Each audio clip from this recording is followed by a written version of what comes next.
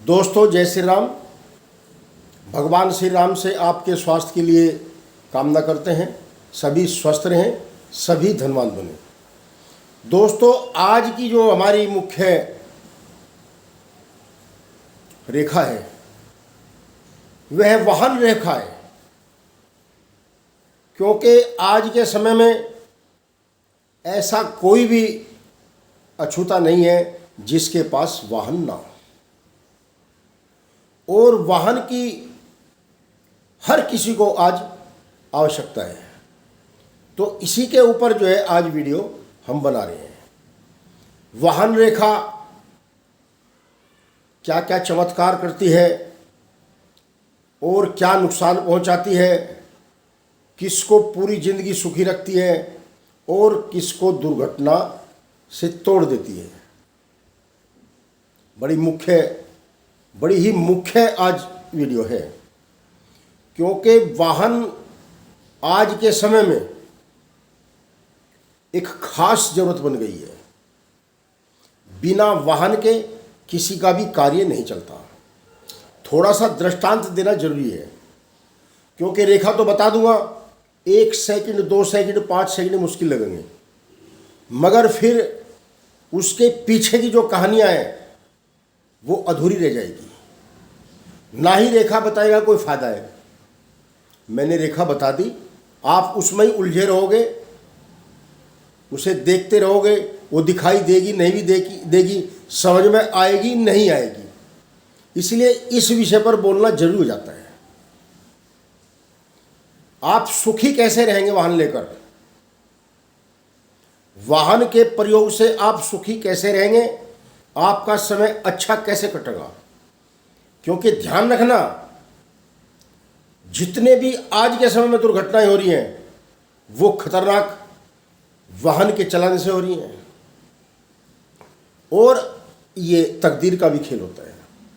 योग संजोग बने हुए हैं कि दुर्घटना से अकाल मृत्यु होगी, दुर्घटना से चोट लगेगी, दुर्घटना से प्रगति रुक जाएगी। प्रगति के ऊपर वीडियो मैंने पहले बना भी रखी है। इसलिए इस रेखा को समझाना बहुत जरूरी हो जाता है, और आप ध्यान से सुने भी और चिंतन भी करें, क्योंकि 12 साल 10 साल के लड़कों को बच्चों को वाहन दे रहे आज के समय में। 10-12 साल के बच्चों को वाहन दे रहे, वो अपने आप भी जोखिम में पड़ जा और दूसरों को भी जोखिम में डाल देता है। इसलिए वाहन से सुरक्षा कैसे होगी, कौन सा वो मूल मंत्र है जो आपकी कवच की तरह सुरक्षा करेगा। मैं हमेशा उपाय बताकर चलता हूं, जिससे कोई भ्रमित ना हो। उस रेखा के गुण क्या है, उसके दोष क्या है, उस रेखा के प्रभाव से कैसे आप निजात पा सकते हो। इसलिए मुझे वीडियो बनानी पड़ती है। हमारे बंधु हैं जो हस्तरेखा विशेषज्ञ हैं, रेखाओं के जाल में तो उलझा रहे हैं, लगभग रेखाओं के जाल में उलझा रहे हैं। जाल में उलझाना है। यदि किसी रेखा के गुण दोष का नहीं पता, रेखा के प्रभाव का नहीं पता, तो ऐसी जानकारी देने से कोई फायदा नहीं है। ऐसी जानकारी का कोई फायदा नहीं है। इसलिए मैं इस वाहन रेखा के लिए विशेष रूप से वीडियो बनाई है, और आप ध्यान से देखें भी और अपने जानने वालों को शेयर भी करें। भगवान श्री राम की कृपा होगी तो जीवन में कोई भी दुर्घटना नहीं होगी। ऐसा योग है, कभी भी वाहन से दुर्घटना नहीं होगी। मैं इसलिए बड़ी बड़ी बातें यहाँ कराऊँ पहले, रेखा के बताने से पहले। सभी को फील्ड में जाना है, मैदान में जाना है, रोजगार के लिए जाना है, घूमने के लिए जाना है, देशाटन के लिए जाना है, वाहन का ही प्रयोग होता है।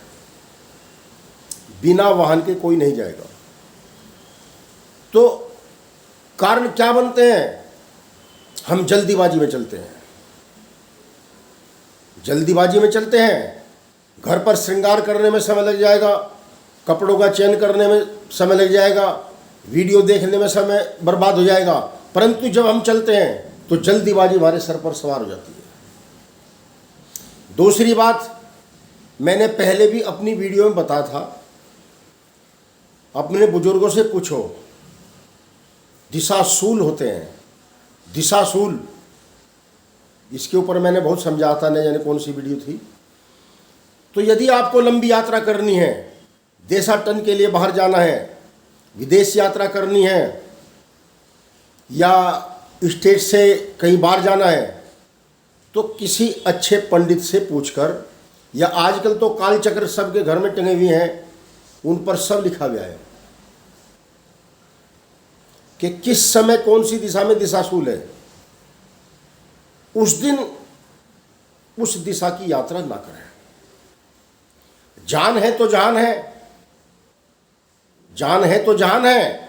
आप सुरक्षित रहेंगे तो सब कुछ जीवन का आनंद मिलेगा।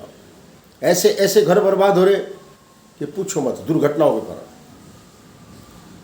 तो पहले ऐसा ही होता था। हमारी याद है, हमारे पिताजी भी पूछते थे और बड़े बूढ़े बताते थे, घर में ब्राह्मण आते थे, जोगी आते थे, तो वे समझाते थे कि फला दिन दिशाशूल है। इसलिए सबसे पहली सुरक्षा तो यही है, लंबी यात्राओं के लिए दिशाशूल का जरूर महत्व समझें। अब बात आती है कि वो रेखा कौन सी है। वो रेखा हमारे शुक्र के पर्वत, शुक्र पर्व, ये हमारा शुक्र का क्षेत्र है। ये हमारा शुक्र का क्षेत्र है और यह जीवन चक्र, ये आयु रेखा है। इस पर हमारी जीवन की गणना है और गणना मैंने पहले भी कई बार बताई है। हम इसको सात से बांटते हैं, 7 वर्ष के अनुपात से बांटते हैं, क्योंकि 7 वर्ष का अनुपात बिल्कुल सही गणना देता है। जैसे गाड़ी में मीटर होता है, ये तो है नहीं वो एक एक गणना देगा, 10, 20, 30, 40 ऐसे गणना देता है, बीच में 5 का निशान लगा देता है। ऐसे ही हमारी 7 की गणना है। ये हमारा बुध का क्षेत्र है और यह शुक्र का क्षेत्र है। इसके सेंटर में हमारा 35 वर्ष का अनुमान लगता है। अब इस जीवन रेखा पर 21 साल के बाद 21 साल के बाद जो भी रेखाएं शुक्र के छेद से निकलेंगी और साफ सुथरी, यहां पर छोटा सा भारी होती हुई और जोन से भी पर्वत पर जाएगी, जोन सी आगे रेखा से मिलेगी, उस रेखा के प्रभाव को लेकर ही है वाहन रेखा हाथ में आएगी। अब यह यदि शनि पर्वत पर जा रही है और बीच में थोड़ा थोड़ा कुछ धब्बा या कटी-फटी दिख रही है, तो शनि आपको प्रकोप देगा। शनि के प्रकोप से दुर्घटना संभव हो जाती है। जांच करें, परंतु मैंने ये भी कह रखा है कि अपनी रेखाएं स्वयं न दिखाएं। किसी विद्वान व्यक्ति से अपना हाथ दिखाएं। यदि यह रेखा दूषित है और गलत दिशा में जा रही है, दाग धब्बे लेकर जा रही है, तो पहले ही इसका उपाय करें। वैसे तो मैं रामायण पढ़ता हूँ और मैंने अपने जीवन काल में बड़ा ही महत्व समझा है। बाबा तुलसीदास जी ने जो चौपाइयाँ लिखी हैं वो सभी मूल मंत्र हैं, सभी मूल मंत्र हैं। या तो अपना घर में रामायण होगी, मैं बताता हूँ किस जगह ये चौपाई है। जब रामचंद्र जी लंका को जीतकर, रावण का वध करके लंका को जीतकर और वहाँ से प्रस्थान करने के लिए तैयार होते हैं, तो चिंता करते हैं कि इतना जल्दी कैसे जाऊँगा। बड़ी लंबी स्टोरी है, सूक्ष्म बातों में समझा रहा हूँ, वीडियो लंबी हो जाती है। तो विभीषण जी ने कहा कि ये विमान है तो पुष्पक विमान। रावण के विमान का नाम पुष्पक विमान था। वह मन की गति से विशाल रूप में भी आ जाता था, सूक्ष्म रूप में भी आ जाता था और मन की गति से ही उसकी रफ्तार बढ़ती थी। तो सब जितने भी सेवक थे श्री रामचंद्र जी के, सभी पुष्पक विमान में चढ़ गए। उस समय बाबा ने बड़ी सुंदर चौपाई लिखी है। इस चौपाई को आप, मैं बड़े प्यार से बताऊंगा, इसको लिख लो और अपने वाहन पर, 4 पैर का वाहन है, गाड़ी है, सही पे होती है, उस पर सामने ही लिख दो, कागज पर लिख दो। चौपाई है, चलत विमान कोलाहल होई, चलत विमान कोलाहल होई, जय रघुवीर कहत सब कोई। यह चौपाई आपकी गाड़ी में टंगी होनी चाहिए। भगवान श्री राम की कृपा होगी, आपकी सभी यात्राएं सुखी होंगी। कुछ खर्चा नहीं है, कुछ खर्चा नहीं, कुछ ढोंग नहीं। ये रामायण मेरे पास में रखी है, वैसे तो मैं पढ़ता ही हूँ, मेरे कंठस्थ भी है, इसमें लिखी हुई है। आप रामायण के पेज में जाओ और यह आपको वहीं मिल जाएगी। चलत, फिर बता रहा हूँ, चलत विमान कोलाहल होई, जय रघुवीर कहत सब कोई। इस चौपाई का यदि आपके पास में 2 पहियों का वाहन है, स्कूटर है, मोटरसाइकिल है, तो कुछ हर्ज नहीं है। जैसे ही अपनी गाड़ी पर बैठो तो यह चौपाई मन के अंदर जरूर एक बार बोल दो।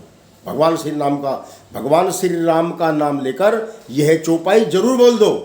फिर बता रहा हूं, चलत विमान कोलाहल होई, जय रघुवीर कहत सब कोई। बहन बेटियां स्कूटी चलाती हैं, बड़ा ही रिस्क होता है, तो इस चौपाई को सभी अपने मित्रों में भी शेयर करें। और मैं झूठ नहीं बोल रहा हूँ, रामायण उठाकर देखो, 899 पेज पर है। दोहा मेरे याद नहीं कौन से दोहे में है, परंतु 899 पेज पर है और कल्याणकारी है। यह बाबा तुलसीदास जी का मूल मंत्र है। मैं खुद जब भी चलता हूँ वाहन पर, सबसे पहले अपने मन में यह चौपाई जरूर बोलता हूँ। आप किसी भी प्रकार की, कैसी भी हो, आपको रास्ते में कोई भी विपदा नहीं आएगी।